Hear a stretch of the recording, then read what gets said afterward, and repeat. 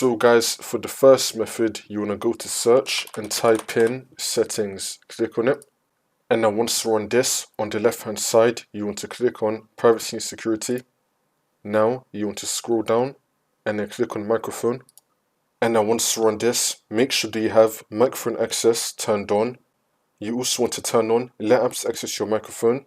And you also want to turn on let apps access your microphone. If you see WhatsApp in this list, you want to turn it on. Also, you want to turn on let desktop apps access your microphone.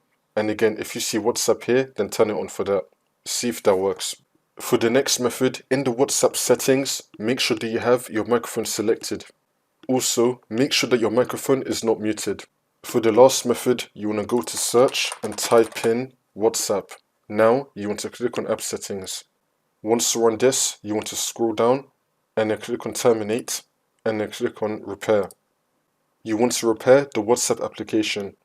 If that's still not working, then click on reset and then click on reset again. You want to reset the WhatsApp application. See if that works. One last thing you can do, click on uninstall and then uninstall WhatsApp. Then you just want to reinstall it again from the Microsoft Store.